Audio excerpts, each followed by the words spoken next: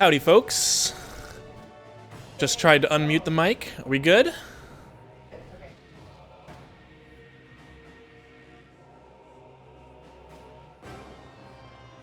Sweet. Hey everyone, welcome to sunny Seattle. That's not a joke, it is actually kind of gorgeous out. Perfect day to be inside playing some video games. I'm Brian Yarrow, I'm the lead designer here at FunBits on Squids in Space. Today we're going to be playing some Squids with you guys, and then in a little while, once everyone's had a chance to filter in, we're going to give everyone a sneak peek of our new map that we've been working on, which is called Moonbase. I'll let you guys figure out where that map might take place and what might be on that map, but we're going to see it in maybe half an hour, 45 minutes. But for now, if you're watching, jump in a game with me. A couple of other folks in the office are going to be playing too. We're going to be taking your questions on the stream here, talking about the development of the game. So yeah, if you've got anything you want to ask, feel free in chat. Let's play on, I don't know. What server should I play on? Thank you, Grammys, for the hosts. Thank you for the hosts, yes. Let's do the Kill All Humans US East. Hopefully I'll see a bunch of you in there. So, yeah, so we're in the middle of what we've been calling Phase 1. So we released Squids from Space in June, last month. And we're kind of trying to hit a 2-month cadence for pretty major releases. You know, this first one we released with only one map, Main Street, and obviously that's not a lot of maps. So we've been concentrating in Phase 1 on the next map that we wanted to do, which is going to be Moonbase, which again you're going to see in a little bit. Let's see how well I can talk and actually play. I'll probably die a whole bunch, so I'm half concentrating on speaking. So, that's going to be the major feature that we're going to be releasing in Phase 1. But there's going to be a bunch of other stuff, too. The first human vehicle, a lot of people have been asking, oh, when are humans going to get their vehicle? Because, you know, Squids, they have the Harvester, they have the Crawler Tank. But, humans kind of felt like they got left out to dry a little bit in the vehicle department when we released Early Access. We're going to be rectifying that in Phase 1. With the 4x4, so the humans can get into the 4x4, drive it around, run over some aliens, but, you know, if you get out, if the squids are in their power suits, which are humanoid, they can get in and steal the 4x4 from you, so, and they can run you over. So you gotta make sure that you don't leave it unattended for too long, or you might find it stolen by the squids. Looks like we jumped into a game in progress here. Humans are already max level. Oh god.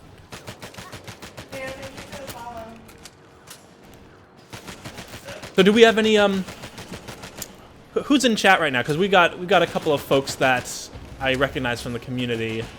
Let's see, who's even playing right now? Let's see. Got Riz, of course. A couple of other folks in here too, it looks like.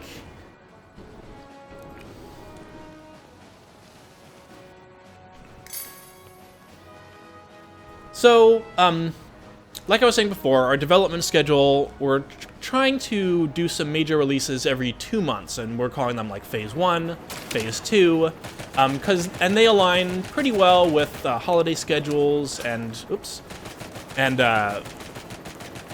just various points of the year where it makes sense for us to be releasing things. So, hopefully we'll do these releases, these phased releases, and that'll, each one will help build on the rest of them, garnering more and more interest for the game. Because, you know, as a small company, we rely on word-of-mouth marketing. So that means if you've played the game and you like it, you know, any of your friends that you think might like the game that you can spread the word to, that is basically our marketing strategy. So... but that means it's up to us to supply you guys with a game that you want to recommend to your friends and that you think your friends might like. So that's why we're pretty dedicated to updating our content pretty often. And not only that, but trying to get feedback from the community as well. We don't want to be a game studio that loses touch with its player base, because that's kind of how people start to lose interest in the game, is when Hang on. I'm trying to concentrate on not dying to this tank here. Yeah. Oh, Time Bandit. Friggin'. The Time Bandit is Arnell. He's our lead, he's our lead artist. He loves tanks, because he likes stuff that feels OP, and nothing feels more OP in this game than tanks. So, speaking of feedback, Riz is asking, what are you guys currently working on? So we're currently working on our Phase 1 update, which is our first major content update. So that includes big, sexy items like the Moonbase map, like I was mentioning before. Also the 4x4, a vehicle for the humans that you can drive around the map. We've also got a ton of balance changes. So stuff, that, and a bunch of quality of life changes too. Just grenade throwing is getting a little nicer. So stuff like if you hold the grenade in your hand for too long, it won't blow up in your hand anymore. That was something that we put in because, you know, we thought it would be fun or create some memorable moments when, you know, a TNT stick blew up in your hand. But, you know, especially for controller users, it turned out to just be more annoying than anything else. So, you know, as part of making a game, you're gonna put stuff in and it's gonna work differently than you thought it might. So we want to really be keyed into feedback from you guys on what's working and what's not working, so we can take the stuff that's not working and make it work. Just a really iterative design process where we try stuff, we test it as well as we can, you know, in our offices here with us, but we've got a small team. We're only, you know, a handful of people, 8 or 9 folks. There's a limit to how much and how thoroughly we can test stuff. You know, every game, once it goes out into the wild, you're going to get the best testing that you're going to get, which is with your player base. They're just going to put more hours into it than you ever could as a developer. So it's important to listen to them because they're going to give you feedback that you didn't catch when you're developing the game because you just have not played it as much as they have. That's also why players always eventually outskill the devs at their own games. So yeah, that's what we've been working on. Mostly, we've updated content, so the short answer. Updated content, a new map, which is the biggest ticket item. A new vehicle for humans, which is I would label as number 2 in terms of like big ticket items. And then a lot of balance and quality of life changes and upgrades.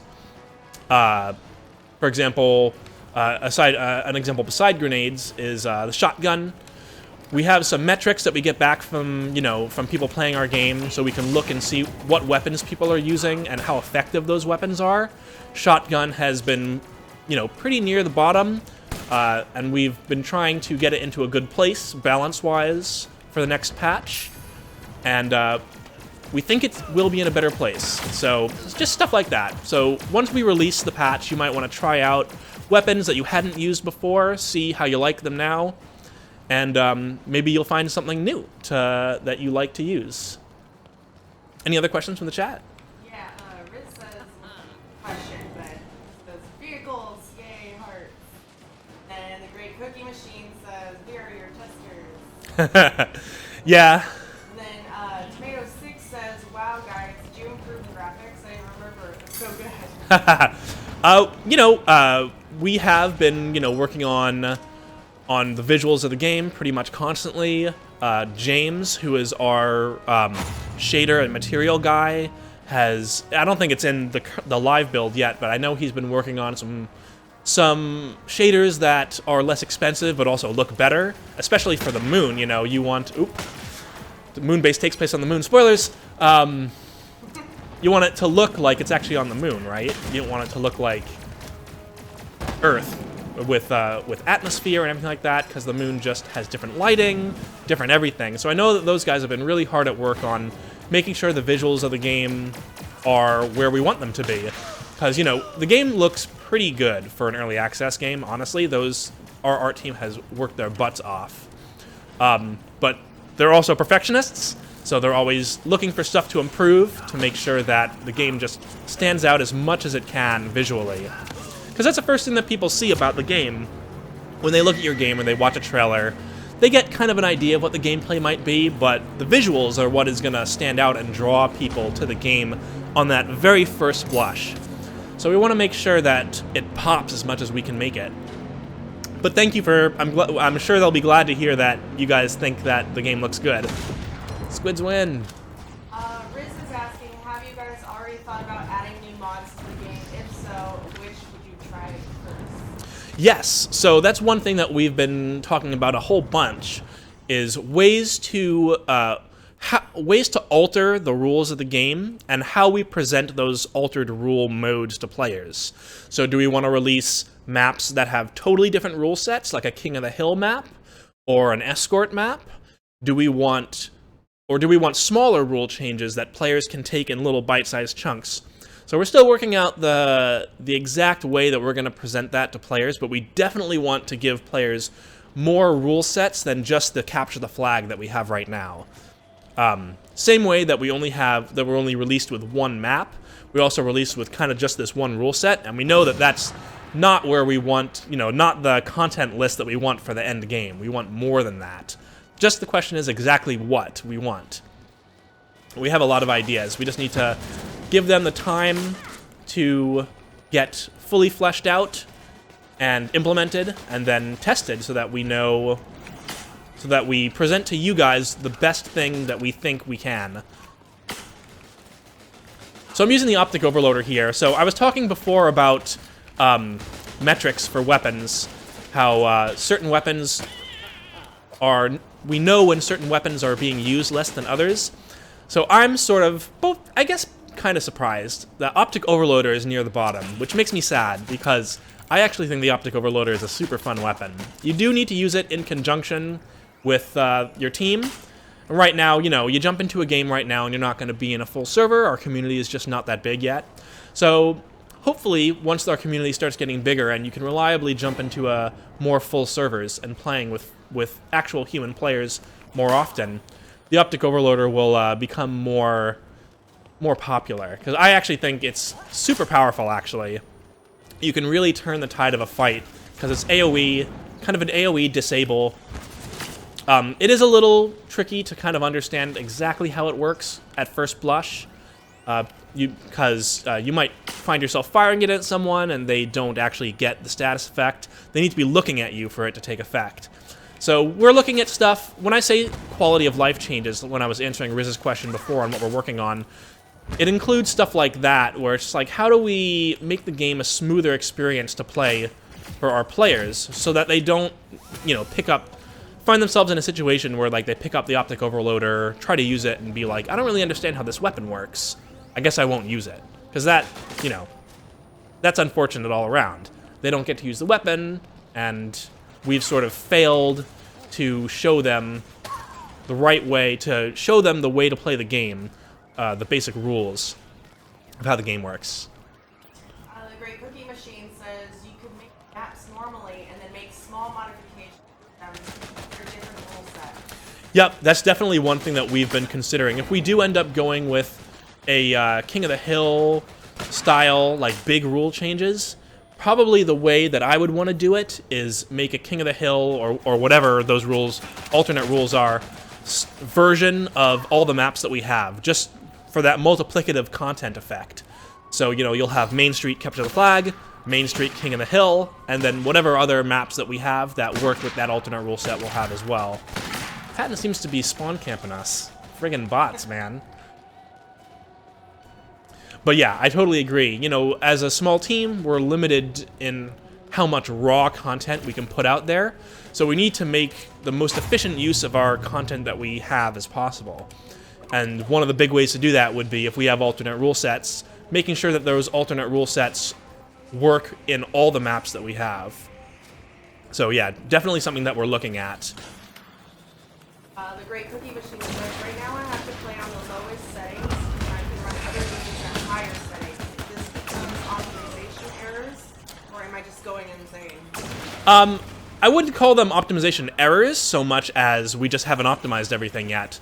So that sort of ties into what I was talking about before. James is working on a new, faster shader that will hopefully reduce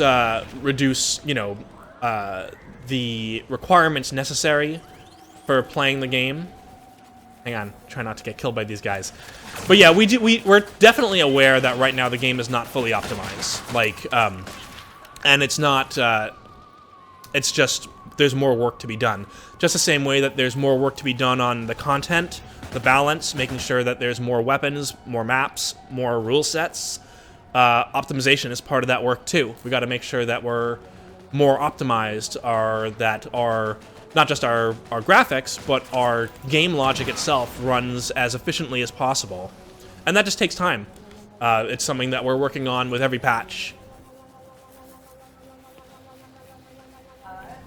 Great Cookie Machine says you can add things without completely new maps or weapons that way. And another thing, yes, I know it's comment overload, but when you do think that you would consider your game beta or versus alpha?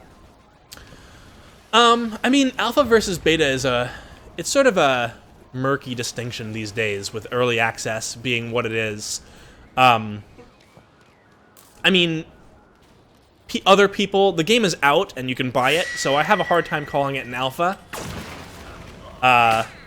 Just from I guess a business perspective, it feels weird to call it an alpha, but it's not done enough really to call it a beta either, so it exists sort of in this murky gray area between those two things. If I had to choose one, like if you put a gun to my head, if you put a mega freeze ray to my head and forced me to choose one, I would probably choose beta.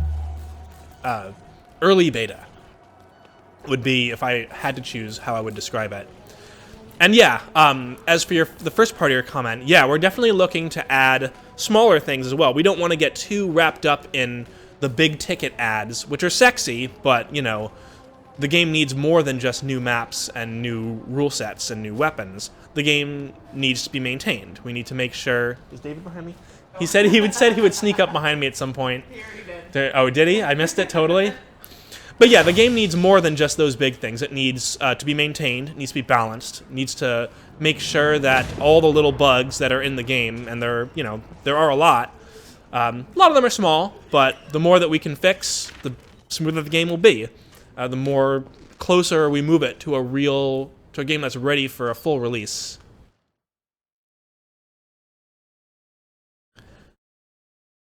Any other questions for now? Not yet. Not yet? So it sounds like we're waiting for... Amazed by David. What did he do? Oh, he was in chat? No, he snuck up behind me. So that's David. He's our producer. He makes sure that our schedules are realistic. Makes us basically so that we don't overscope what we want to do. Because, you know, as the design team, you know, and the art team, we all want to get as much done as we want, and sometimes our eyes are a little bigger than our stomachs. You know, we wanna bite off more than we can chew in a given time, and he makes sure that we don't do that, because it's bad all around. We end up either not hitting our goals, which sucks, or we end up overworking ourselves to death, which also sucks. Not just for us, but when we're overworked, when we take on more work than we can handle, we end up shipping lower quality product, because there's only so much time you have. Time is going to be a zero-sum resource. And, you know, we can put in the extra hours, but the more overworked we are, the quality bar just naturally tends to go down. That's just how it is.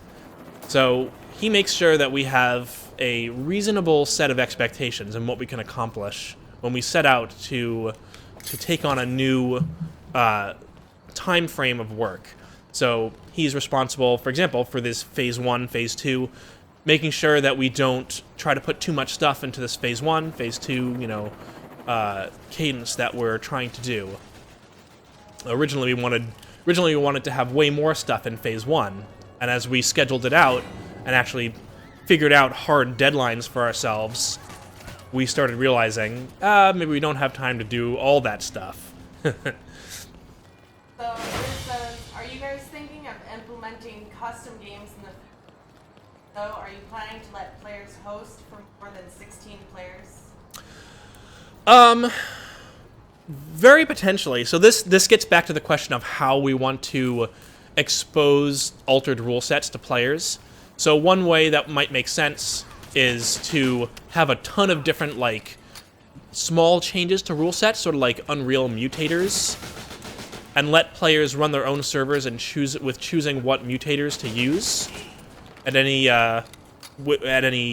given round. We'll let them change them on the fly. So that would be one situation where we would definitely let players choose, like, make custom games with a set of custom rules. As for more than 16 players, yeah, eventually we would love to have maps that can hold more than 16 players, or even maps that couldn't hold more than 16 players, and you could test out what a 16 versus 16 Main Street game looks like. Before we do that, though, we need to make sure that the game will run smoothly with that many players in the server, that there's no other problems, so it would be something that we'd want to test pretty thoroughly before we put it out in the wild for players to take advantage of, just to make sure that people don't jump into these custom servers and then have a really awful experience.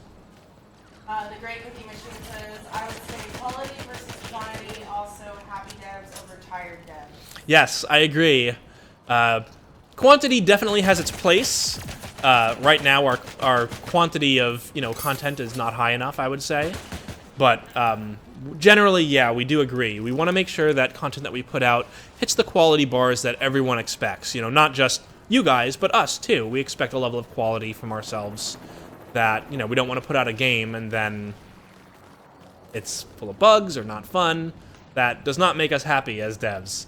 And yeah, and as for tired devs, yeah, it's always nice when we're not working 60-hour weeks in order to hit our goals. So the big question that I know Riz wants to know is about the flag spawner timer, flag respawner timer disappearing at Tech 4. Mm-hmm.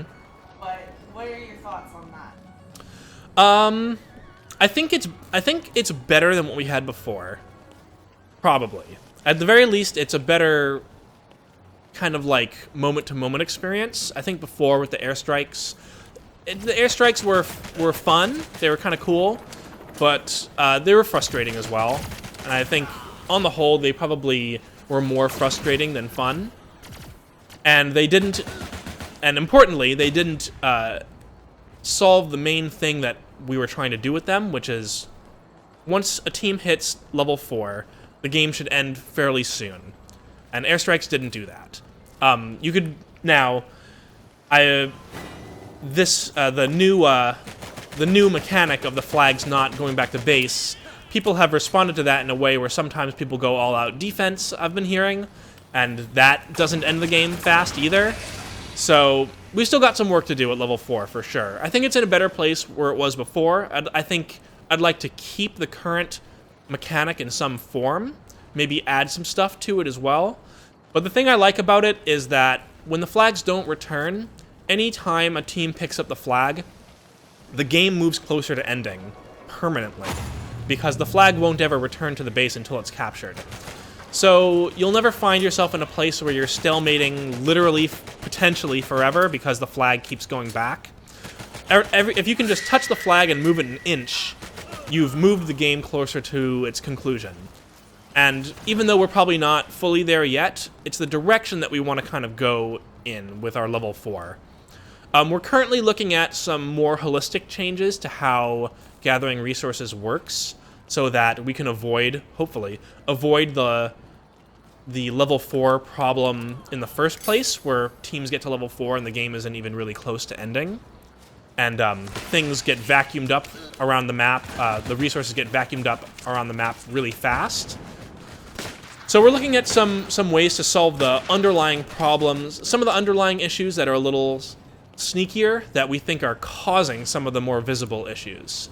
But yeah, we know that it's not in the best place right now, and we're going to be trying out a whole bunch of stuff, both internally and externally as well, to hope that we find the right solution. Cookie Machine says you can make it where after 20 minutes the map shrinks or you do more damage. Yeah, in fact, one of the first things that we tried out at the way beginning was increasing weapon damage when you get to a higher tech level. We might go back to something like that if it makes sense. One of the reasons that we moved away from it is that it was really hard to tell when weapons were dealing increased damage. We felt like we would have needed to do a whole visual pass on every weapon to make sure that it was clear that these weapons were supercharged. and we ended up just not having art time for it. The weapon VFX take a while to get correct, and they spread out into a lot more things that you might think. It's not just the tracers, but all the decals on the ground when the bullets hit all the different materials. So when you shoot like a brick wall versus shooting a grassy area of the ground, we actually have different, well, I didn't hit the grassy area of the ground, but we actually have different impact VFX for the different materials. So changing up weapon visuals is actually a really huge task, and we didn't want to go and say, let's just do that. We didn't want to make that decision too lightly. And ultimately, we just thought that we wanted to go in a different direction than just weapon damage. That's not to say we might not go back, if it makes sense, but that was sort of the design, the development story behind that particular suggestion. Riz says, thanks for the answer, sounds good. Awesome.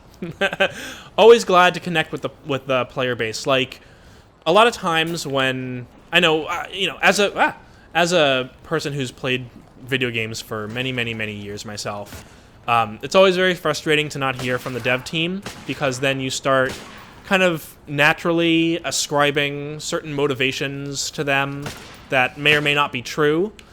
Just not because you mean to, but just because silence is itself kind of a response, and it makes it feel like the devs don't really care. I guarantee that most devs do care. Just community outreach is an easy thing to forget to do. It takes effort, and we want to make sure we do that work, because it's important for us to make sure that we're getting feedback from our community for a variety of reasons, not the least of which is we need everyone's help figuring out what the issues are with the game. Because our team is so small, we don't really have the luxury of not listening to you guys. And not only that, but when we do work on the game, we want to make sure it's work that you guys want in the first place. We don't want to spend a whole bunch of time making a new map, for example, if we don't think it's something you guys want. So we're always trying to make sure that we remember to do the community, keep our fingers on the pulse of the community as much as we can, anyway. So it's 12:30. Are people still trickling into chat, or do we want to still trickling in? Okay. All right. Do you want to take over for that, or do you want me to kind of MC that? Okay.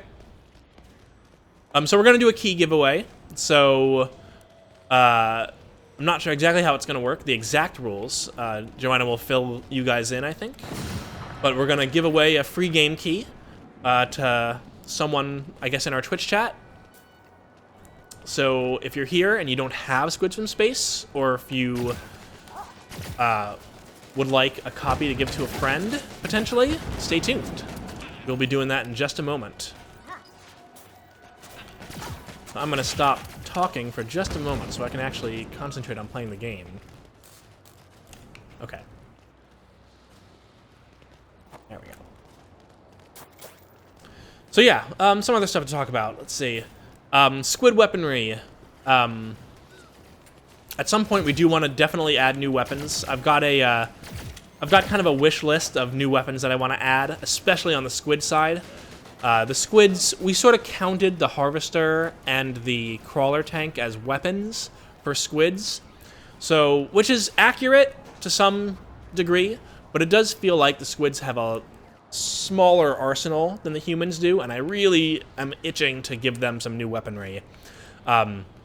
One of the downsides of their kind of small handheld arsenal is that we needed the freeze rays to be kind of a down the middle weapon, where they don't have any particular huge strengths or huge weaknesses, just because you don't have that many options.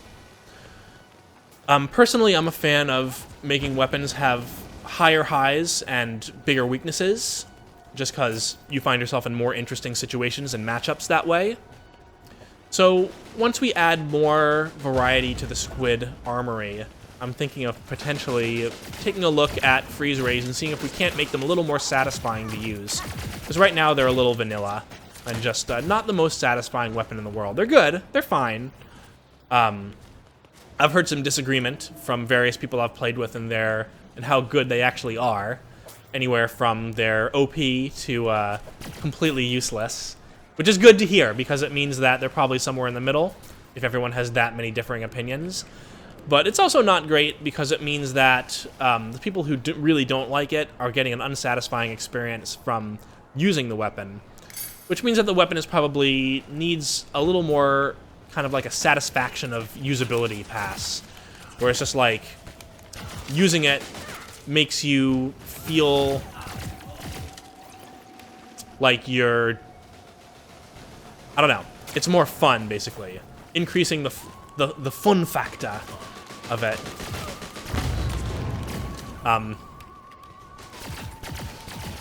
Yeah. Sorry, trying to not get killed by... Intense! Intense! Ooh, garbage can. Says, instead of adding a weapon, you could add customization option where you could add single modification out of selection per weapon. Yep, that's always an option too, adding mods onto weapons, having like a mod system. It would be useful for us as well from kind of like a meta system point of view, because it would provide hooks for us to do crafting in the future if we ever wanted to move in that direction. That's not like a promise, it's just like a potential thing. At the moment, I think I would rather increase the arsenal of weapons, even though that is a little bit more work, just to increase the baseline of what players have to choose from. But modding weapons is definitely a thing that other games have done with success, so there's no reason why we shouldn't be at least considering it. We have to weigh it against, you know, the amount of work that it takes, as well as how much it fits a game like ours. One of the downsides of doing a mod system, for example, is that it might be... Our weapons on the screen are very small, because we're sort of this zoomed out top-down view, rather than a first-person view, where your weapon is right in front of you on the screen. So it might be really difficult to get a visual satisfaction from mods, as well as tell what mods anyone else is using. So that's something that would have to take into account if we wanted to do a system like that. How do we make it so that the visuals make sense and don't just seem like weapons are doing random things, when in reality what's going on is someone has a weapon mod that you just can't see because the weapon is too small on the screen.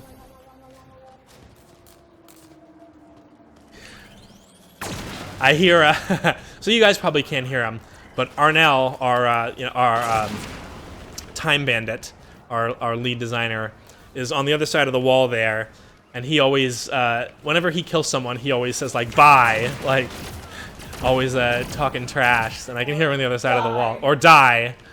I can hear him on the other side of the wall talking as he's fighting. Where is he on the map? Let's see if I can. Is he on my team? He's not on my team. All right, let's see if I can find him.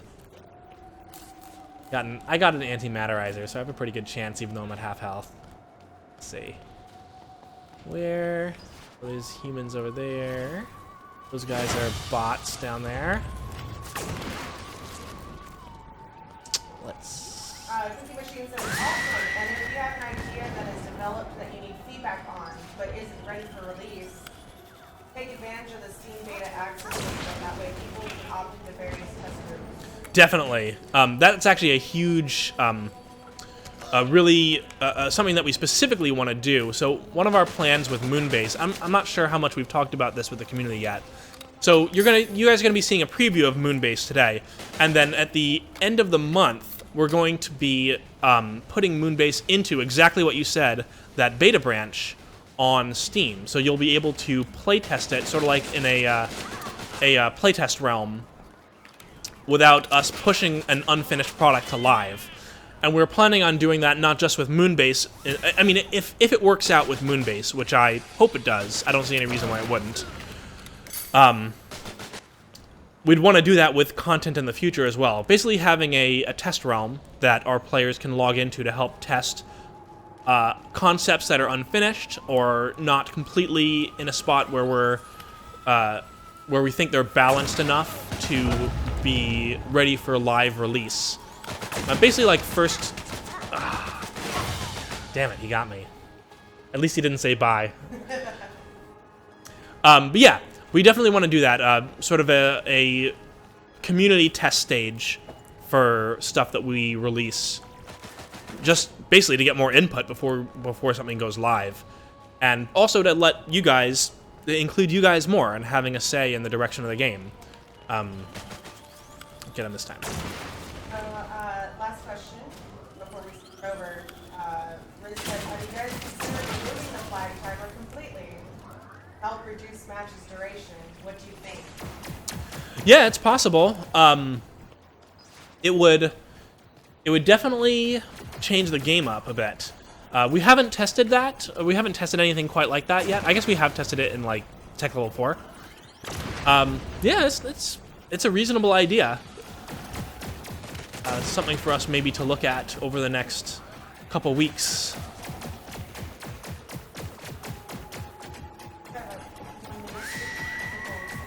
Okay. Let's see if we can end this game. Go, Blort.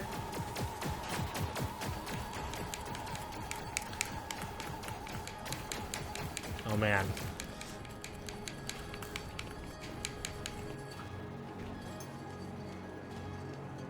So yeah, I was just sort of thinking about what getting rid of timers would do to the game altogether. I wonder if players would be less inclined or more inclined to defend their flags outside of base. It is pretty hard to,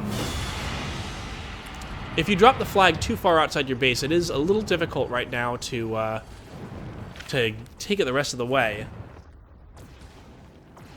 Yeah? Cookie Machine says, sounds good, and then says it would make defending the object much more important. Yeah, it definitely would. Although there is always a question of how defensible those things are. You know, if a flag's out in the middle of the map, how defensible is it really to begin with? That was sort of the original thinking behind the timer, where it's like you don't need to defend that flag forever.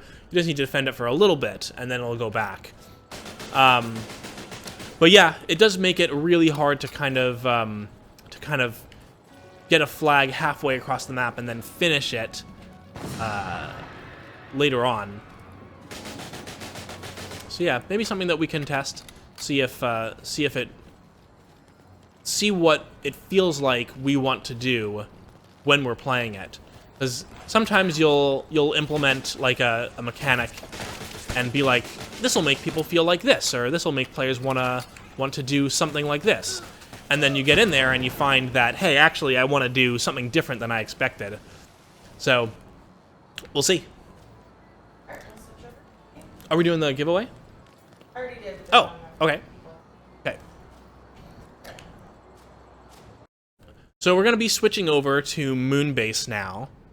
So Moonbase, just to say it again, is our map that we've been working on as part of Phase 1, which is the first big content release for early access. We're in the middle of Phase 1 right now. Each phase we're planning on going about 2 months. Right now we're at the end of month 1 of Phase 1. And at the end of Phase 1, we're hoping to release some version of Moonbase, depending on how much we can get done. So what you're about to see is very, very, very much in development. It is... Okay. So as you can see, this is a complete gray box map. We're everything in here is designer art that basically I've put together, except for the stuff that looks good, like the moon surface down there. That's art. That's not me. They've been working on making a moon surface that looks good. I should talk about what this map is. So this is Moonbase. It is, unsurprisingly, a base on the moon that the humans secretly had before the squids invaded, and now the squids are trying to take over. So, this is a gray box version of it, which means that everything in here is designer art. It's very blocky. As you can see, the materials, the textures are all like kind of grid mappy. this is what we do when we're trying to test the layout of the map, to see if the layout is what we want it to be. So one of Moonbase's mechanics is low grav. As you can see, I'm very floaty. There are vents around the map that you can ride, sort of like the fire hydrants. And because we're on the moon and there's low gravity, you can get pretty high and it's pretty floaty. And we're using that to let you navigate to high places on the map, like up here, and add more verticality to the map layout, as well as the combat. So we have a bunch of those... Whoa. Oh, let me turn the volume on.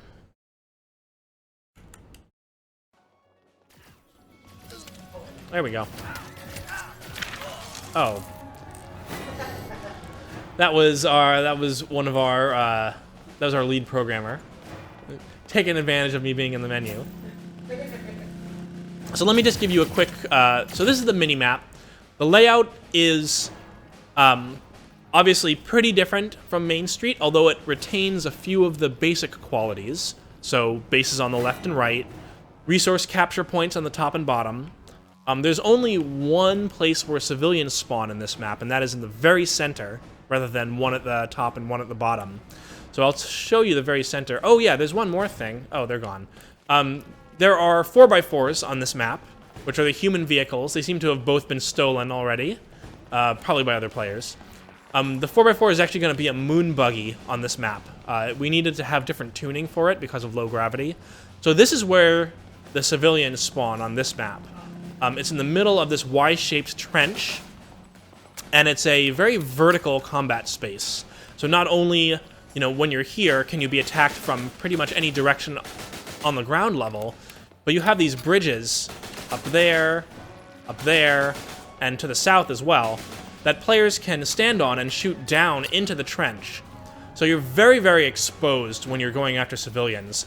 The kind of thinking is that when the civilians spawn, it becomes a big pile-on in an attempt to get them, since it's in the center of the map and no team is naturally going to have an advantage in that. Oh, there's a 4x4. Let's see if I can get in there. So Cookie Machine says, I see Jeeps in chat. It's so fancy, amazing. Yep. Oh yeah, there's chat too. So I'm on gamepad. So I just got into the Jeep. So when you're in the Jeep, you can shoot out from the passenger side. It looks like we managed to get stuck. Oop. You're not really supposed to... So this part of the map, this northern area of the map is sort of supposed to be this rocky area. This rocky area that's not very conducive to Jeeps. But, I'm sorry, 4x4s. Jeep is a registered trademark. But the other parts of the map, like here, are much more open. And they kind of border combat areas where we expect there to be a lot of foot traffic. I keep on getting knocked out of the Jeep. I'm not sure why. Still working on it. Not fully bug-free yet. What was the other thing I was gonna say? I don't remember. Oh yeah, Jeeps can run people over too. You can't run your teammates over, but you sure can run enemies over. Hey, all right, I'll get in the Jeep. Let's go. Let's see if we can run some squids over. Let's see where are the squids? There's one. Bam. Oops. Oh shit. So, that didn't work. Still getting used to the Jeep controls. The Jeep probably is tuned too low damage-wise right now. You need a really solid hit to KO someone. But you can knock them pretty far, and it's pretty good. The low gravity on this map, yeah. Ooh, let's do double Jeep.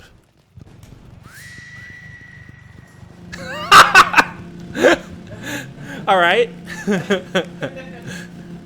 Where's some squids to run over? They got our flag, so we can go get them. Nope.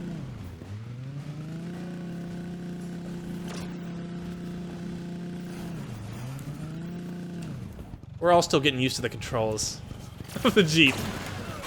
There we go. All right. So yeah, it's a little squirrely right now, kind of hard to control, but we got some work to do. It's still pretty fun though, because you can... what's going on with him? Oops. Cookie Machine says, are the grenades affected by gravity too? They are. So we've actually done some tuning work to make sure that when you throw a grenade, it doesn't just go off into space. So you can see, so this is the new build, so I can hold this grenade as long as I want now. You can see that the grenade arc is actually much lower. And that's because the grenade has to have a lower arc in order to get to the target area in the expected amount of time.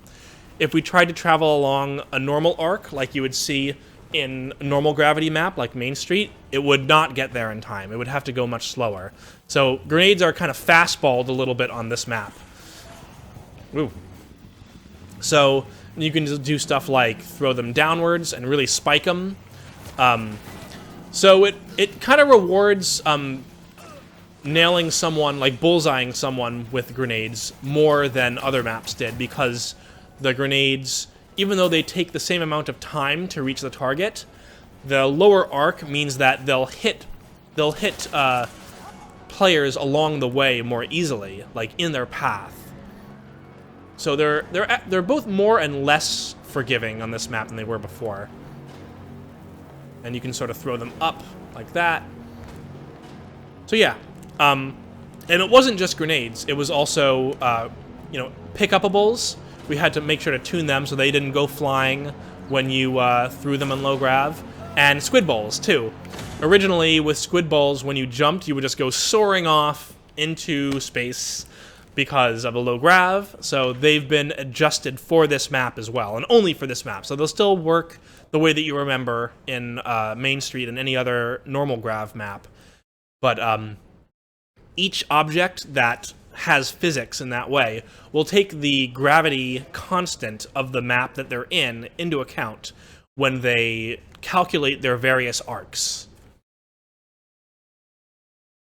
So we're going to be squids now, and Has never watched them. I'm going to blame the Matrix glitching. Oh, good. Oh, because I was saying about the Flintstones. Because you looked like you were in the feet went through the floor. Oh yeah. The pawn positioning isn't complete yet. So yeah, you do kind of like go through the floor. We don't have a sitting animation that's hooked up. Whoops. Yet. So yeah, you just kind of stand there. But you know, it's in development. You guys are seeing a pretty early build of all this stuff. So harvesters also, when they knock someone, they go. Let's see if I can line up a good shot. People go pretty far when you knock them with the harvester. So yeah.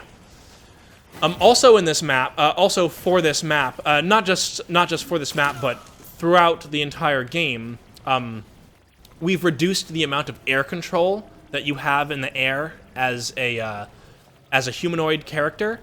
So before, you really could like slide around in the air and get exactly where you want to go, which was a big problem on this map because of all the verticality. Also because like if you're a harvester and you like boost someone in this direction and they fly off the edge, it like really sucks to see them just boomerang around and come back onto terra firma. So we made sure that you can still, you still have some amount of air control, but it's definitely, I think it's about a third of what you had before. You can definitely feel it when you're playing as a human, that you can't quite air control exactly where you want it to go as much as before. Let's see if I can... No. Oh. Got him.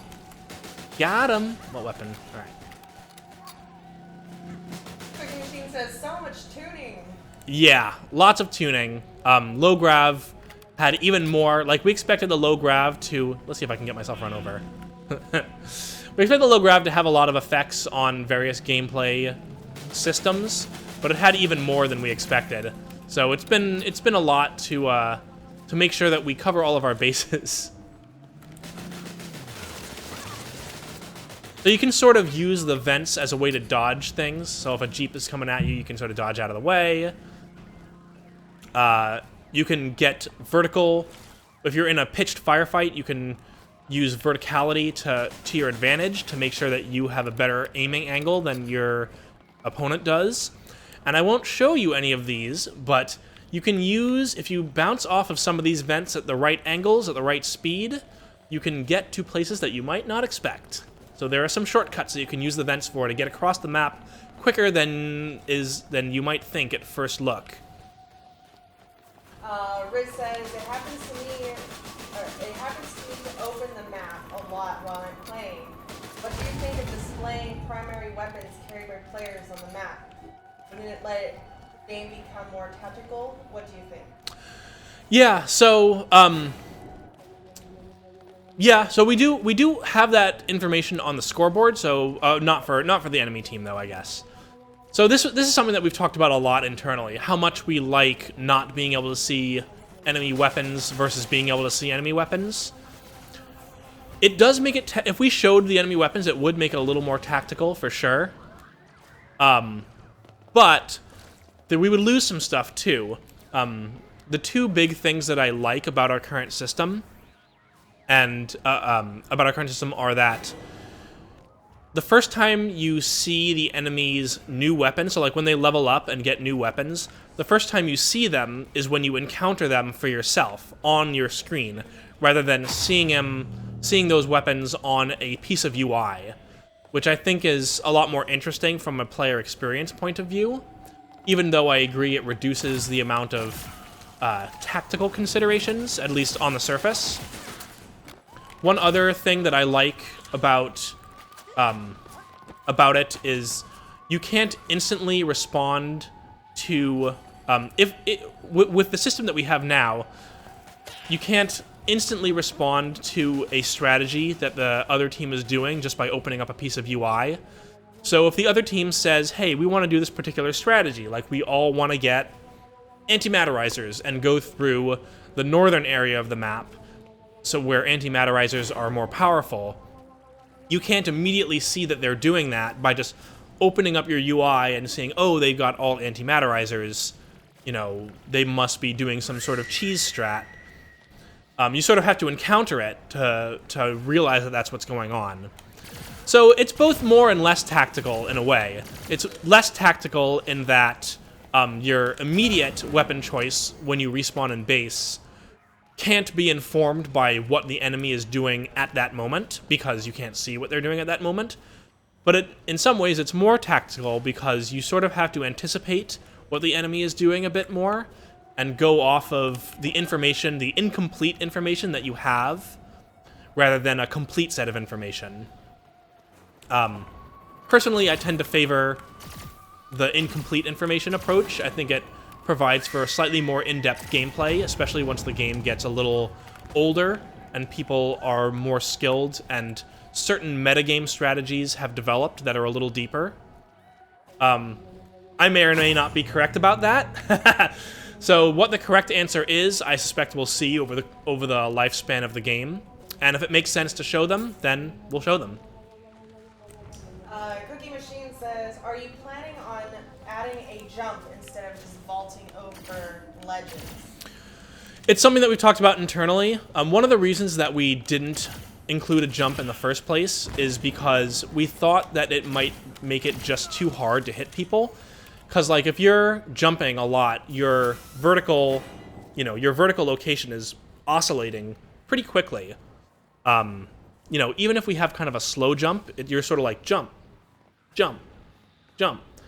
And we're worried that in a game like this, where all the combat takes place at medium to long ranges, short-range combat isn't something that, happens all that often, like really short-range combat. We thought that jumping might end up being just the optimal strat in order to dodge as many bullets as you can. And, that is sort of... I don't mind the visual of people jumping all over the place. I'm a big, I played Quake back in the day when bunny hopping was, like, the thing that you did, and it was, like, the skill move, and that was fun and all.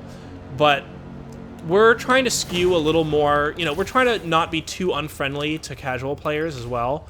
And if the correct way to play the game is just to jump all over the place all the time because that dodges the most bullets, it just, like, I don't know. It's not interesting.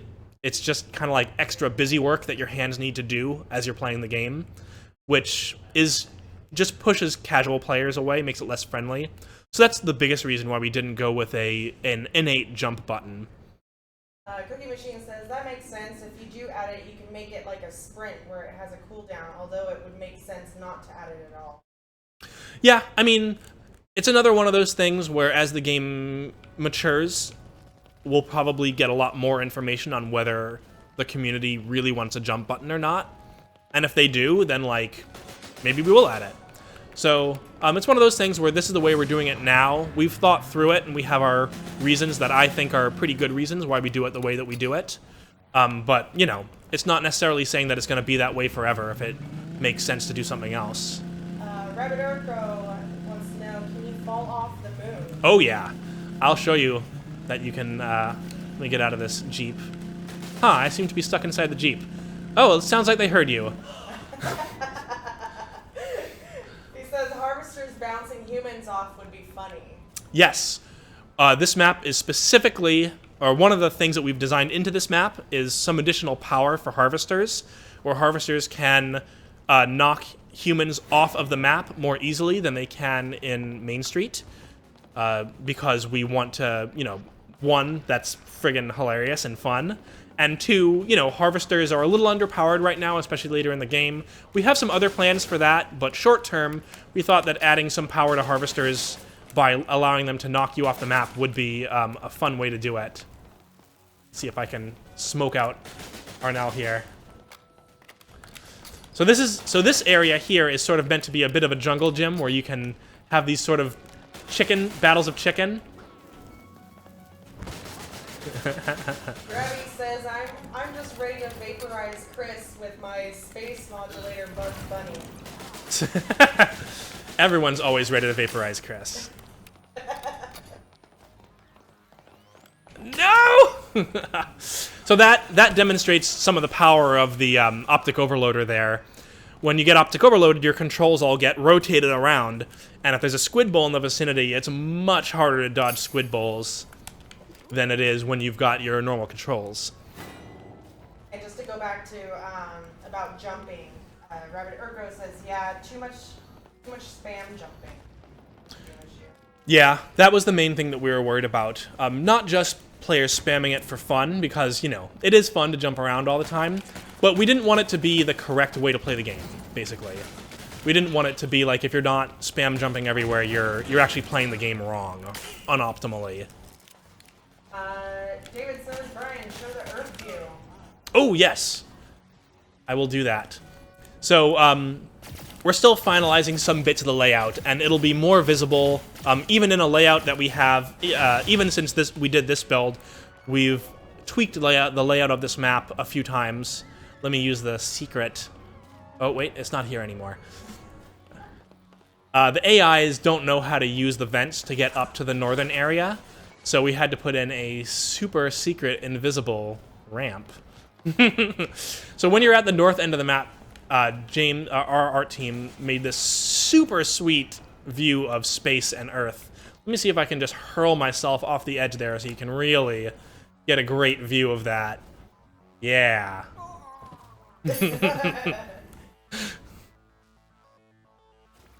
Yeah, you can see kind of like the squid, the battle on Earth in the background.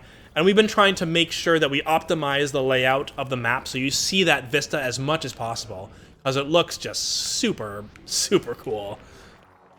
Alejandro says, this game is so good, it's so fun.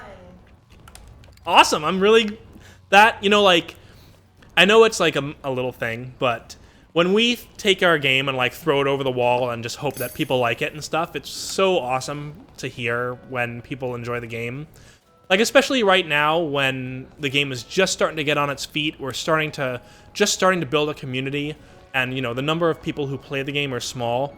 It's really awesome to hear when people enjoy the game so that we can at least know that we're on the right track, and hopefully we can increase the game's visibility both through marketing on our end, what marketing we can do, and through word of mouth from you guys who like the game.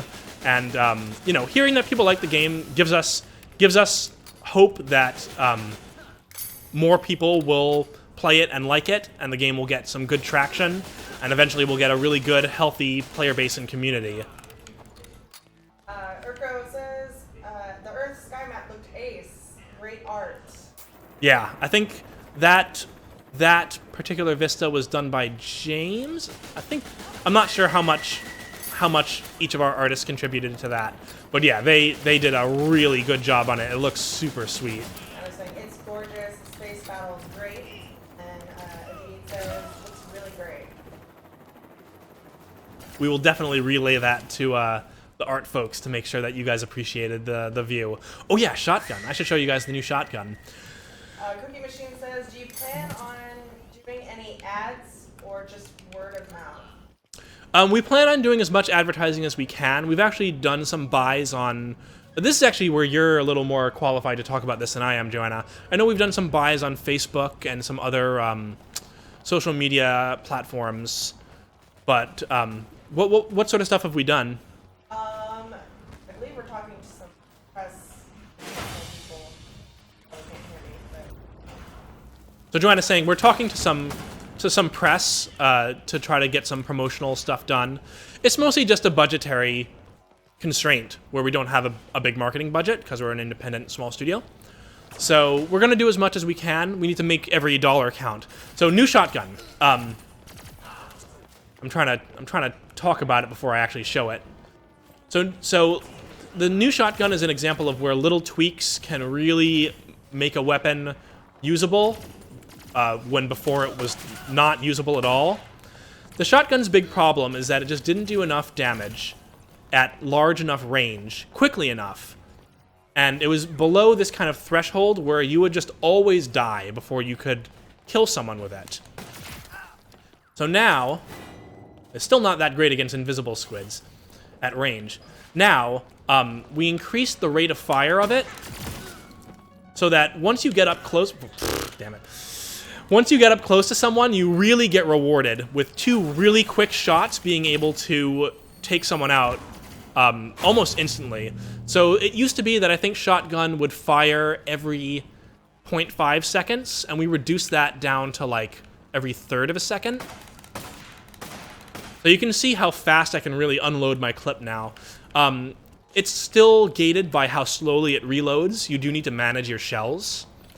And I think we increased its damage as well. I think the spread of it is still the same. So you're still not gonna get too much success by trying to fight at like mid or longer ranges with it. But once you hit close range, the damage is very, very high, and you can take someone out really fast if you can get up to them. Evnak says, is the game on console, PC, or mobile? The game is on PC right now. We have eventual plans to move on to console when it makes sense to do a port over. Right now, we're in very early access. We only have, you know, a small fraction of the content that we eventually want to have. So once we're more satisfied with where the game is, we will definitely be porting it onto consoles. That's one reason we have controller gamepad support for the game. You can play it on gamepad. We want to make sure that playing it on gamepad is a good experience, and you're not too handicapped when it comes to playing on gamepad versus keyboard users. One of the reasons that we want to do that is because we do really plan eventually putting this out on console. We think it will really fit the console market, be a great console game. The reason that we're on PC right now is that, frankly, it's just easier to get a game out on PC right now. What with... Yeah! Sorry. Got too caught up with running people over. Cookie Machine was talking about, I guess, on the shotgun. It says it makes you get close compared to the damage dealt. Yes, so shotgun really relies on you as the player figuring out ways to get close to the enemy in order to maximize your damage. If you try to engage at far range with a shotgun, you'll probably lose the engagement. So it makes you, when you have a shotgun, it makes you want to favor certain areas in the map and certain tactics that allow you to get close. Kick this squid around, yeah. So you can, in low gravity, it's very, very, very satisfying to kick those squid bodies around. Oh man, they're about to capture too? Okay, no, we're about to capture. So Cookie Machine wants to know, does it reload one shell at once, or does it do all of them at once? It reloads one shell at once. It's a different loading mechanism than most other weapons, so you can see there putting one shell back in at a time. So it on the whole, reloading from 0 to full, it's the slowest reloading weapon in the game, even though each shot, you know, reloading one shot doesn't take very long. So you sort of have to manage your shells more than you have to with other weapons, where it's just like, hit reload, I'm back up at full.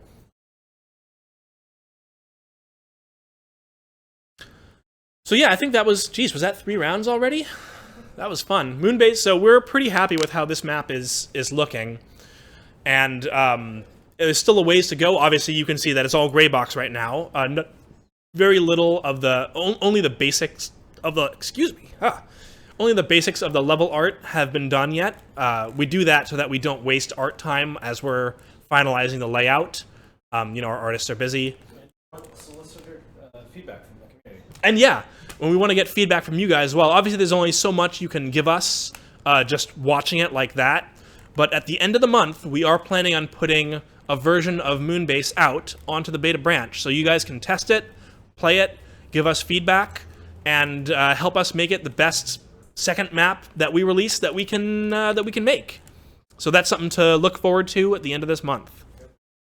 DevNaf wants to know, how do I get access to this game? I'm a dev college student myself, but this game looks cool. We're on Steam, and we're also on the Humble Store. So if you go to the Steam store, or if you go on to the Humble Store, you can buy us. We're $10, and we need to restart the server because this is like a test server that doesn't restart correctly. So we're gonna get that restarted in just a moment. In the meantime, I can take some more questions. So yeah, just to reiterate on that, we're on the Steam store and we're on the Humble Store.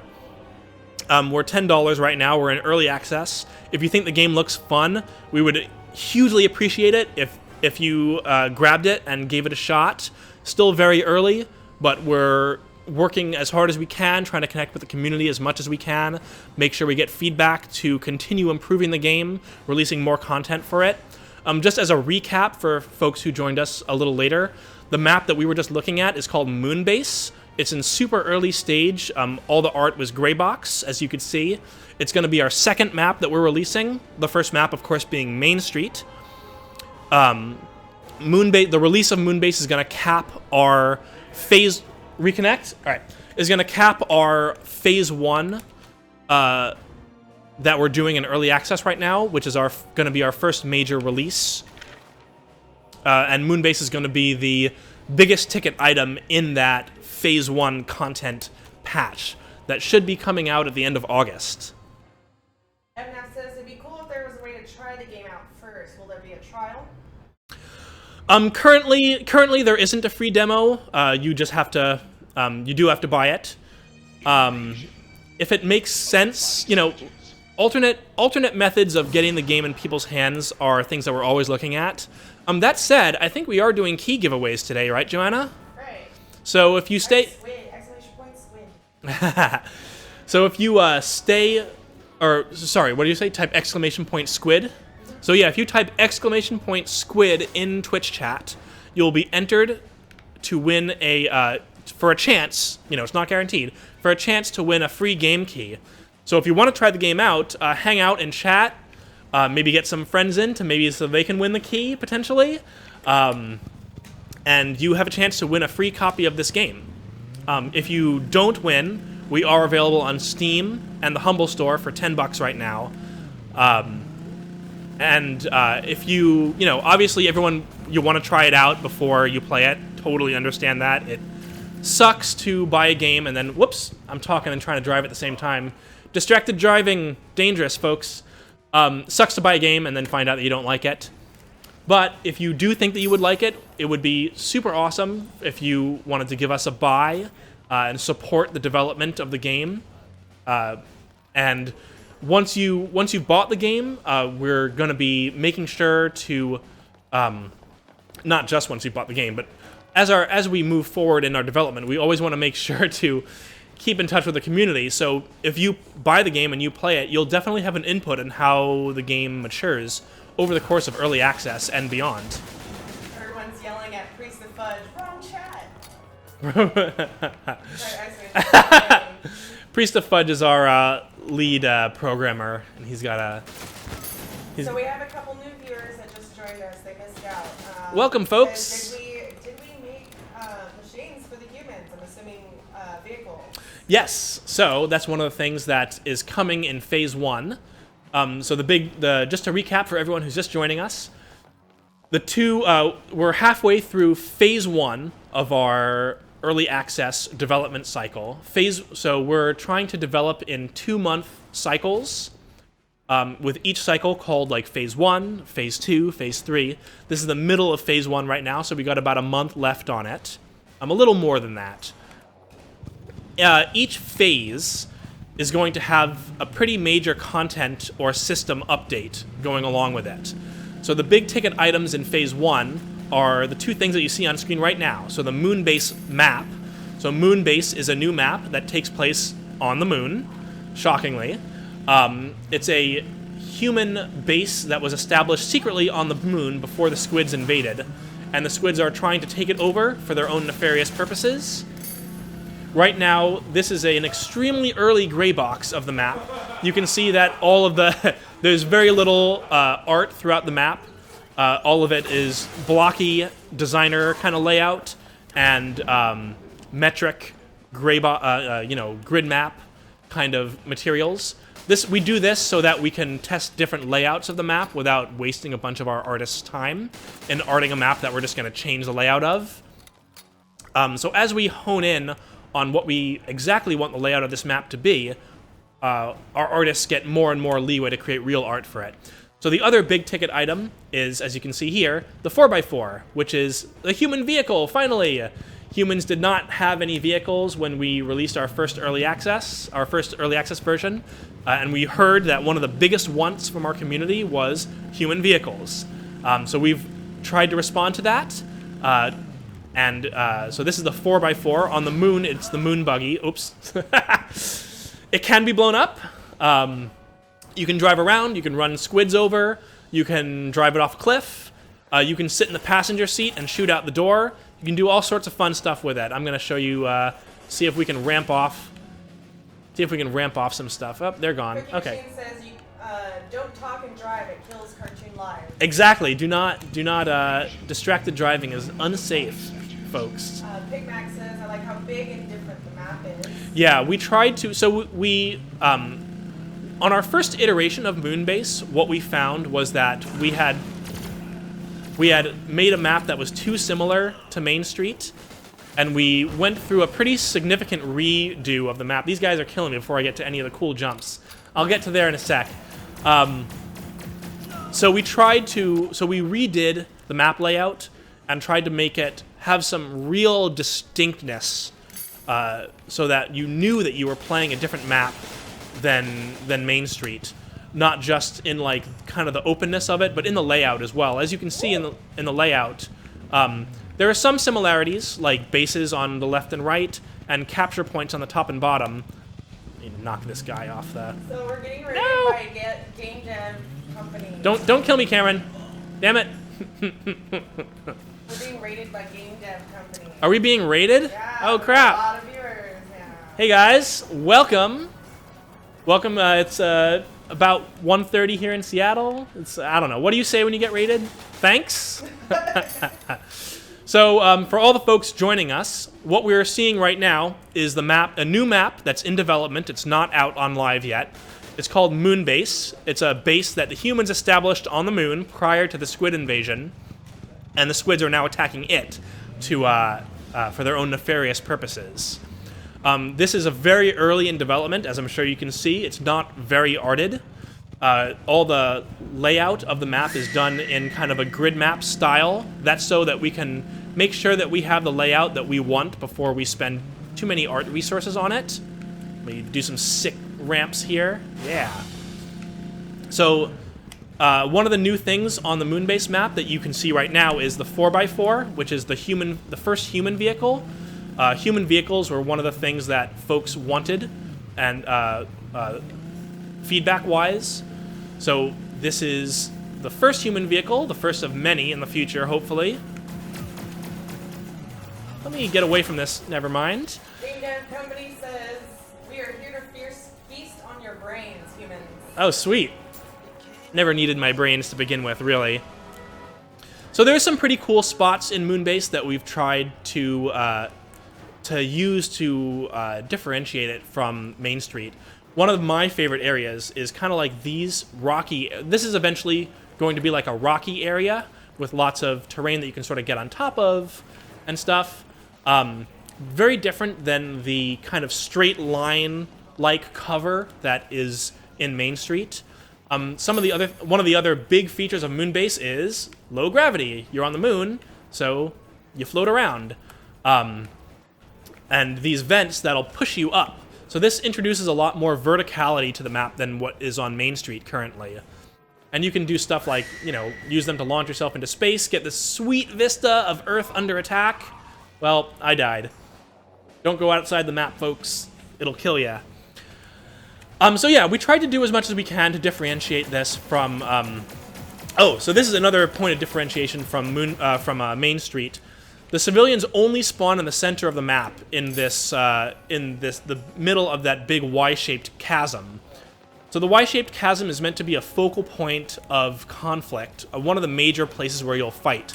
And you can be down on the chasm like they are right now, or you can stay on the top of it and, you know, throw grenades down into it. You can be on these bridges and throw grenades and shoot down into kind of the area where the civilians are.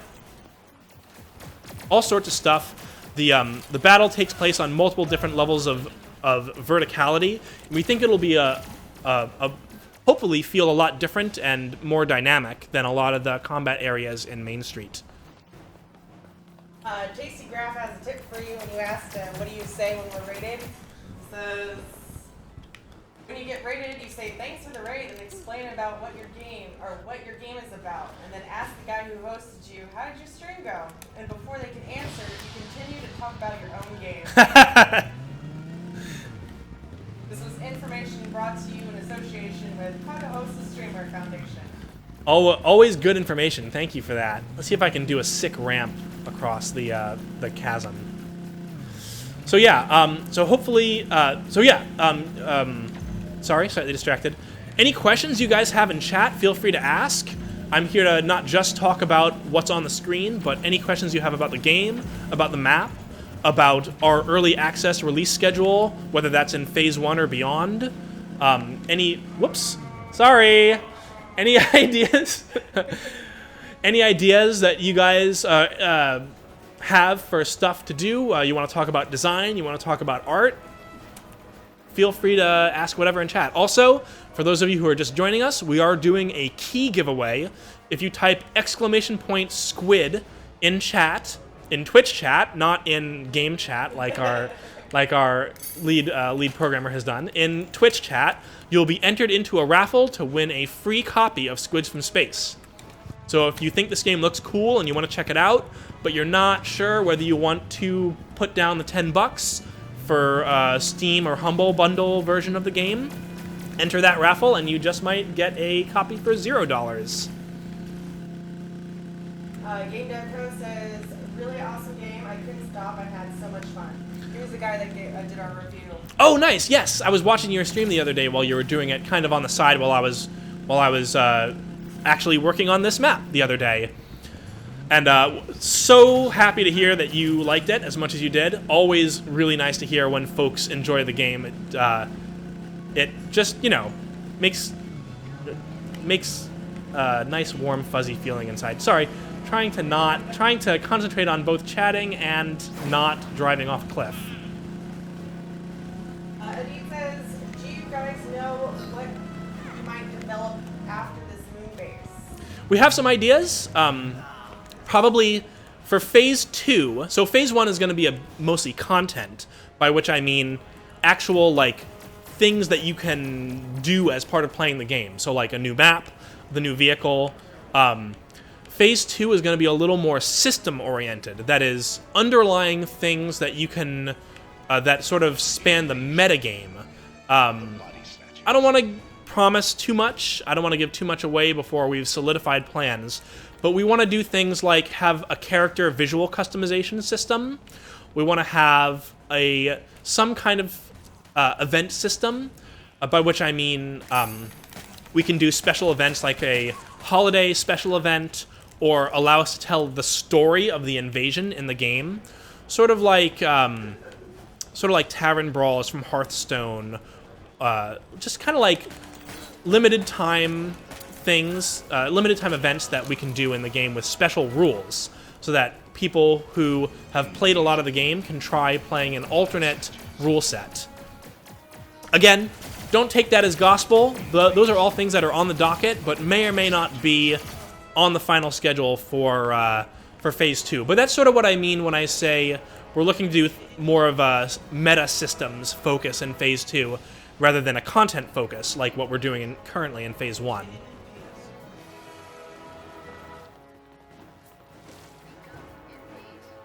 Let's see where are those squids. Whoa, this game is cool. Awesome, glad you think it looks cool. I'm always, like I was saying before, always good to hear. I should really concentrate on not fighting a crawler tank with a revolver while also talking. It's always good to hear when people think the game looks cool. If it looks cool enough that you think you might want to pick it up, we're $10 currently on Steam and the Humble Store. So just, if you want to give it a shot, head over to those stores, pick us up, and you can jump in and start playing. Cookie Machine says Phase 2 sounds amazing. Super Jesse says like the Overwatch event. Yes, kind of like the Overwatch events. Not going to be exactly the same, obviously. We're going to put our own spin on it. That was hairy. But yeah, something that lets us do some alternate rule sets for you guys, as well as tell some stories beyond just jumping into a game and playing another game of Main Street or another game of Moonbase. Nice. We got Tech 2. Let's see.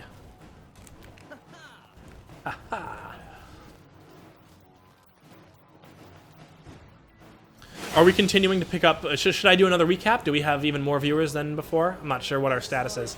Slowly trickling in. I'm going to do another quick recap of what's going on for folks that are just joining us. Sorry for being a broken record about this. So those of you who are just joining us, what you're looking at right now is a new map that's in development. As you can see, it's in development. It's called Moonbase. It's a base that is, unsurprisingly, on the moon that humans built before the squids invaded, but the squids now wish to own for their own nefarious purposes. He's not responding to being shot with a... Anyway. Wow, that was some bad aim. Not used to playing on gamepad, personally. Says, do you plan on adding a map with specific guns or items? I would like to keep any items or weapons that are like part of the core gameplay map agnostic, but we definitely do want to have every map has its own kind of like mechanic that you won't find on any other map.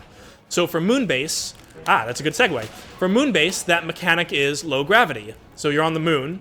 Obviously, you expect it to be a low-grav map. And you can see that I get bounced around by these vents, fall very slowly.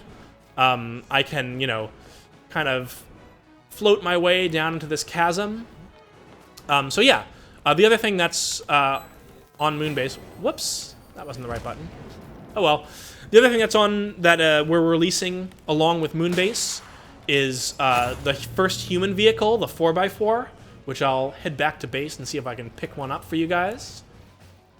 So this stuff is all in development. We're a little less than halfway through our first development cycle, which we're calling Phase 1.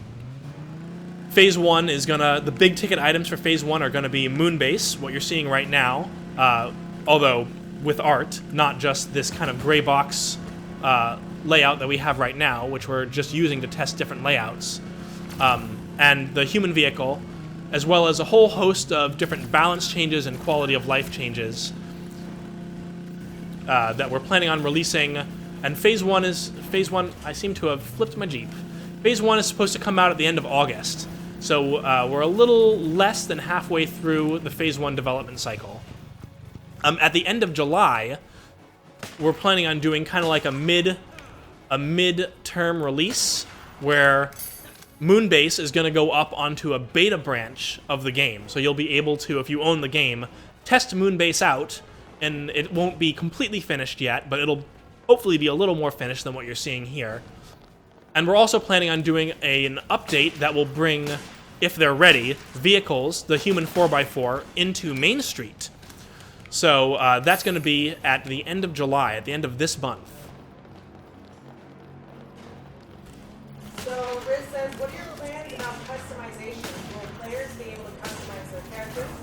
Yes, so we plan on, you'll go into the main menu, and there will be a customize your character screen that you can go into. You'll unlock various pieces of gear for your player, you know, different clothing items, different whatever we can come up with, basically. And anything that you've unlocked, you'll be able to put onto your character, into that slot, into your head slot, into your torso slot, leg slot, whatever. Give your trick out your squid bowl with different decals. We'll have the ability eventually, hopefully, to customize your vehicles. So if you want to put sick flames on your crawler tank, on your squid crawler tank, you'll be able to do that. And then, yeah, just allow you to look cool or look unique, express yourself through the visuals of your character. And we also plan on adding some minor systems around that to help you show your character off a little more. So, for example, on the end game screen, we might want to show everyone's character, like a render of everyone's character on that screen. Or when you get killed by someone, we might want to zoom into that character so you can see exactly who killed you, and, you know, it's the guy with the clown hair and the clown shoes and the giant clown nose, so you know that you were killed by, maximum embarrassment to be killed by. Maximum troll. Chris says, nice. By the way, guys, is that your office? It looks awesome. I love it. This is our office. We are in sunny Seattle, and we actually are sunny right now. It's a beautiful day outside. Perfect day to be inside and playing some video games.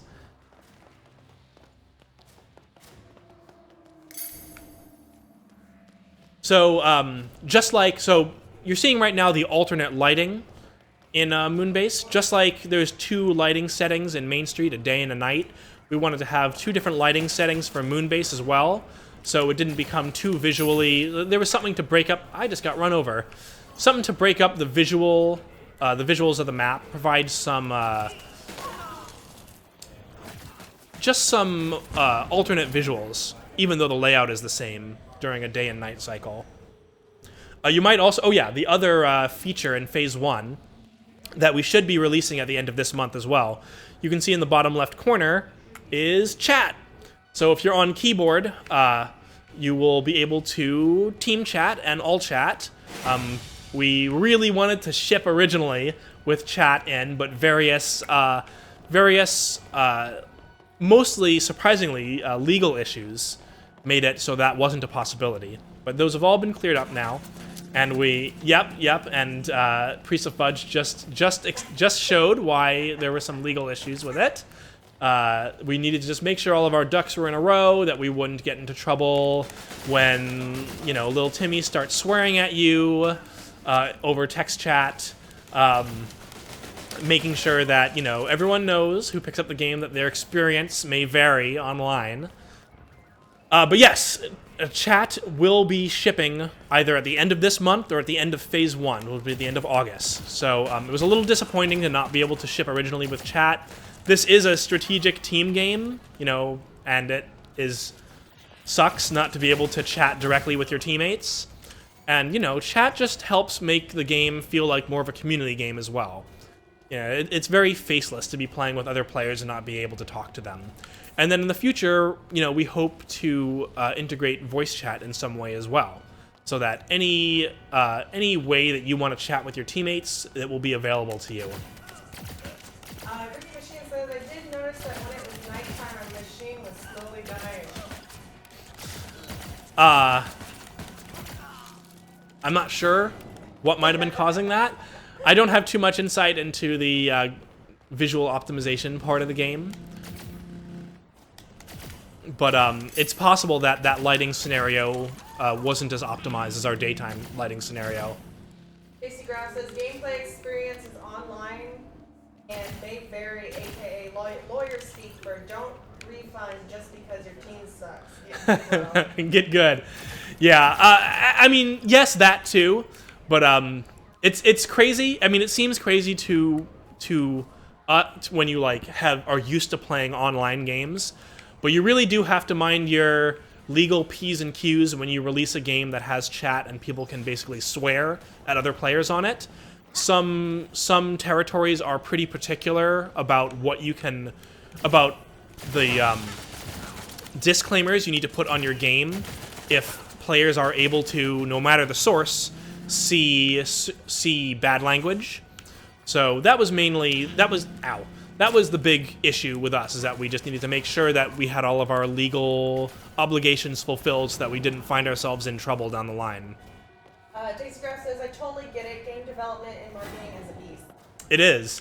And even when you're in the industry, you can forget how many details there are that go into just releasing a game as like an official studio, especially an online game. Cookie Machine says, although you could add a system where it detects a specific word, it will change. Yeah, so we do plan on shipping chat with a profanity filter. It gets a little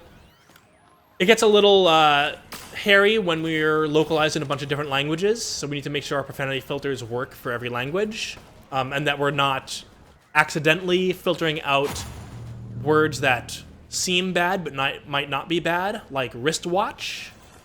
I remember back in a different in another project, wristwatch was an infamous word that was being filtered out because we didn't, because there was a string of letters in there that was on the blacklist, but obviously was not intended to be a bad word when you typed it all out as wristwatch.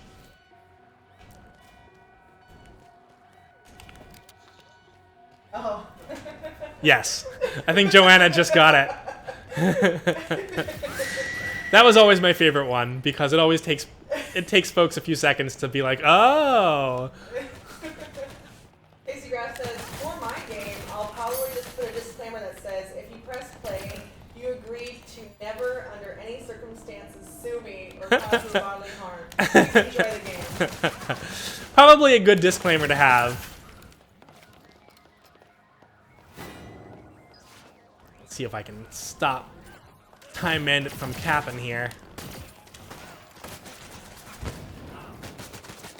He's got lots of friends. 5 minutes? So we got about 5 minutes left. Or no, 5 minutes before. Oh, okay. So not 5 minutes left. 5 minutes before we're going to start talking about some other stuff besides the map. Yeah, at this point, I forget how much we have or haven't shown.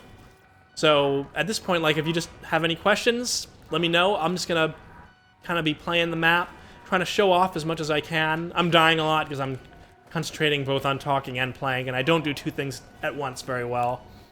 I'm not a good multitasker. Oh, a Jeep. And you can steal the Jeeps as the squids. So you can just get in there, start cruising around, run some humans over. See if I can find some filthy humans to run over. Assuming I can actually correctly pilot this. Piper says, how many people were involved in the creation of this game? Our team... Our team is about 10 people, so we're very small. We have but it's pretty much for the entire cycle of the game. It's hovered around 10 people in total, even though it's fluctuated slightly now and again. Yeah, squish those humans. Casey Graff says, nobody is good at multitasking. They're just good at hiding how bad each task turned out. Yeah, potentially. I don't know. I think I will fully admit that I'm particularly bad at multitasking. Yeah, that's a fun bug.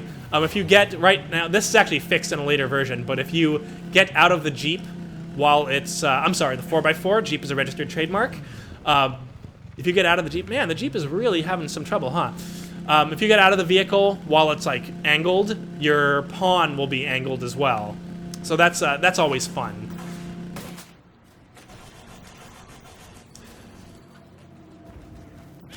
Damn.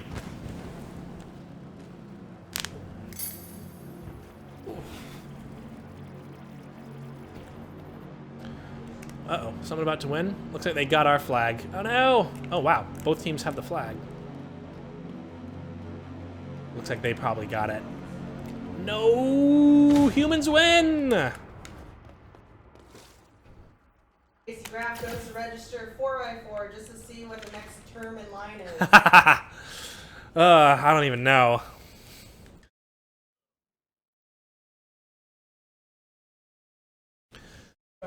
Two by 4x4. I mean, like, I never knew exactly what that meant until we actually had to go look it up. It just means four-wheel drive vehicle, I think. So it sort of covers a lot of different potential vehicles. We plan on having moon buggy art for the 4x4 on the moon, so you won't just be driving this like military vehicle around. It'll look like a moon buggy that should be in this environment. Start wrapping up and talking about our alpha event on Thursday. Sure. I mean, remind me, do you want to potentially talk about that? I forget exactly all the details of it. July, August 4th. Oh, yeah. Okay. So at the end of this month, so throughout the stream, I've sort of been talking about stuff that we're going to release at the end of this month, even though our current development cycle, our Phase 1 development cycle, goes until the end of August. So at the end of July, we're going to be doing a kind of like Phase 1 early alpha release event. That will include a couple of different things. There will be an actual event between the dates of, what was it, the 31st of July and August 4th? And is it at a specific time every day? 10 to 12. So 10 a.m. to 12 p.m. Pacific Standard Time, so U.S. Pacific Daylight Time in the U.S. So for reference, that time right now is 1:40. So 10 to 12 our time in Seattle here. We're going to be doing events where you get to play with the devs, and is that when our beta branch is going to be active? Yep, and our beta branch will be active. Our public test realm will be active. And our public test realm will have the map that you just saw, Moonbase. So you'll be able to jump in with us between those hours, playtest Moonbase with us, playtest the 4x4 and all the other stuff that we're going to be releasing in the early access of, in the kind of early alpha of Phase 1. Give us feedback. The whole point of this is to hear your feedback about it so that we can take the rest of that month of August up until the release date of Phase 1 and make sure that we're on the right track and make sure that we take your guys' feedback into account and give us a long runway so that we can incorporate that into the game. Got a few more questions. JC Graff says, will humans ever steal space squid technology and drive advanced vehicles? Potentially. So the squid vehicles that are in the game right now, the harvester and the squid and the crawler tank, are locked to the squid team because you need to be, a squid bowl to drive them, which is both, an advantage in that humans can't steal them, but also a downside in that when they're destroyed, they're like your character. But in the future, it could be that there will be squid vehicles that humans can steal. That will be pretty far off in the future, though. We don't have any of those particularly planned or designed out right now. It will depend on what makes sense at that time in the game, like what ideas we come up with. Piper says, will there ever be Steam trading cards for this game? Yes, there will be at some point. We just need to kind of design them out.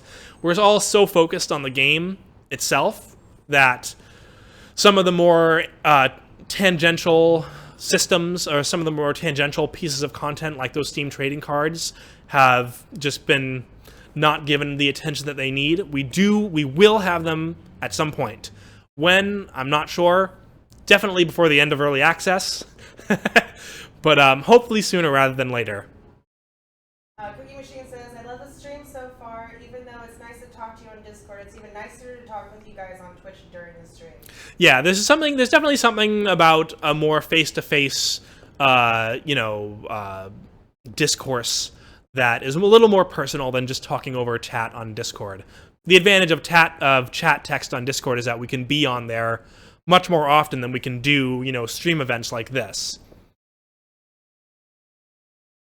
Super Jesse says, an object mostly made from metal which can propel a Homo sapien by into energy by chemical reaction.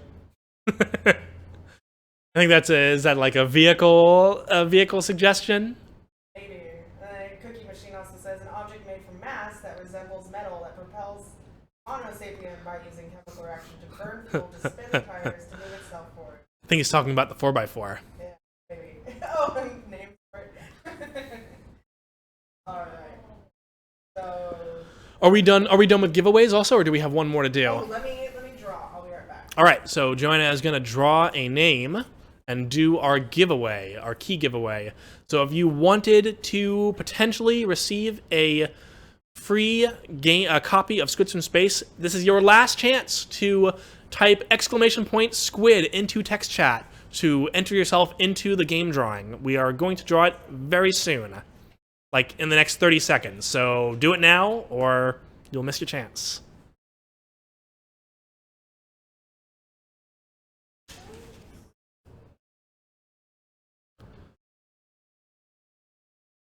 And let's see, were there any other questions that I haven't answered yet? Let me just say again, just in case anyone missed it, because this is super important. At the end of this month, from July 31st to August 4th, we'll be doing a Phase 1 early alpha. Phase 1 is the development cycle that we're in right now that's going to be releasing at the end of August. We're doing this event, this early alpha event, so that we can get feedback on what we're developing right now from the community, and then give ourselves a month to incorporate that feedback into the game. So during this event, the 31st of July to the 4th of August, we'll be putting up a beta branch on Steam that you'll be able to download. That'll be like our public test realm. And you can join us every day from those dates, between the 31st and the 4th, from 10 a.m. to 12 p.m. Pacific Daylight Time. Play with us. You'll be playing the Moonbase map, and you'll also potentially be playing some Main Street with the 4x4 in it. And we'll be looking for your feedback, looking to get some full servers, really seeing what the game, what the Phase 1 stuff that we've been working on looks like with a bunch of players in the server. So mark it on your calendars, folks. July 31st to August 4th. Every day, 10 to 12, Pacific Daylight Time. There'll be a beta branch with a public test realm. That is our public test realm that you can join and play with us. And we'll be explicitly looking for your feedback, so don't hesitate in giving it. We got a winner. We... I have no idea. But... So, in case you guys didn't hear that, the winner of the key drawing is, how do you spell it? 8845. So, congrats to 8845. You just won a free copy of Squids from Space. We hope you enjoy it as much as some of the other folks in chat who have been saying that they enjoy the game have enjoyed it. So, yeah, we hope to see you on the servers and hope to see you in the in the Phase 1 Alpha. At the end of this month. We do have one... Go ahead. We had one last question. Did you encounter any issues using Unreal 4 for your game? I mean, yes and no. I mean, so the question was, did we used Unreal 4 to build the game? Did we run into any issues with it? Yes and no. Like, every platform, every engine that you use to build is going to have strong points and weak points. Unreal's biggest strong point is it lets us prototype real fast because of the blueprint system. Some downsides are that everything's in binary, so merging different files together is difficult. It's a very large engine, so it does have some bugs in it. On the whole, though, I would say that Unreal definitely provided more positives than negatives. And if you are an amateur game developer who wants to just get your feet wet and making your own projects, personally, I feel like you could do a lot worse than trying to develop something in Unreal 4, especially because you can develop in it for free. So, not to sound too much like an epic shill, but I quite like the Unreal 4 engine and would recommend it. I'm gonna draw another. We're doing another key drawing as well. So if you just joined us, type !squid to enter yourself into the raffle to win a free copy of Squibs in Space. We're going to be drawing a name from the raffle in like a few seconds, so get those names in real fast. And we'll be saying who the winner is in just a moment.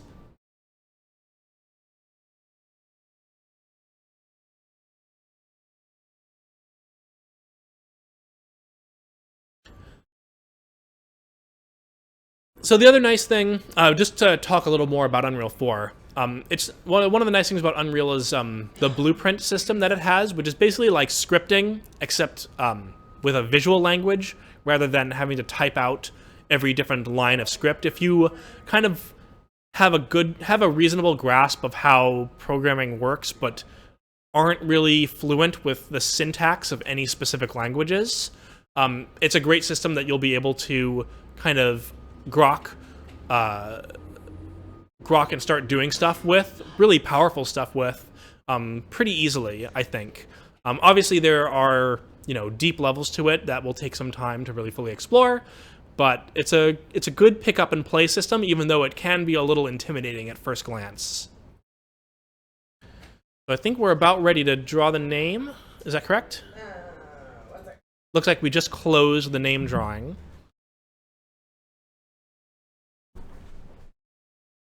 I've been abandoned. I'm reading chat now. So if you have any questions, I will look over from my vantage point here. You might have accidentally closed it making... Oh, okay. Yeah, UE4 is a little intimidating, Hyper, because it's just so full-featured. Especially if you look at some examples of Blueprint and you see these multicolored wires going everywhere. It's just like, how do I even parse this?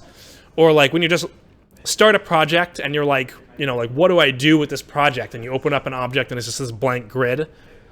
It can be intimidating, but I think it's pretty grokkable once you start getting into it. Super Jesse, we've been working on Squibs in Space in total probably for about a year. That development cycle has been broken up in a couple of different phases. This most recent development cycle started last September, and has been going through present day, so that's been about 9 months. And we plan to keep on working on it. We don't plan to stop working on it unless the game really doesn't sell. And as long as it makes sense for us to continue working on it, that's what we're going to be doing. Oh, for some reason it wasn't putting it in chat, but it was Hyper. Oh, Hyper won? Oh, so Hyper, congratulations. You won a free copy of Squibs in Space. Hopefully you'll enjoy it, and we'll see you on the servers. Yeah, Cookie, it's been in development for about a year. I mean, it sounds like a long time, but honestly, games these days are really full-featured, and they take a long time to develop. A year, honestly, for a game of this size isn't really that long, which is why the game is in early access rather than fully finished the way that we want to do, especially with a team our size with about 10 people. It just takes a long time to build and get everything exactly the way you want it to be. Did you answer the question about other engines? Or was it always Unreal 4? We did consider other engines. In fact, the very, very first version of Squibs in Space, the very first, I shouldn't say version even, the very first prototype of Squibs in Space was done in a different engine. It was not done in UE4. That was many years ago, actually. Before I actually even was here, before I had joined the company. That was done in the engine that we built Fat Princess Adventures in. We've moved on from that, and we had been using Unreal for a little while before we, on a couple of different projects before we started Squids, and we all had a pretty comfortable degree of familiarity with it, and we knew that it could help us develop. We knew that it could develop what we wanted to develop, and help us prototype as quickly as we wanted to. So really, it has been Unreal 4 from the start.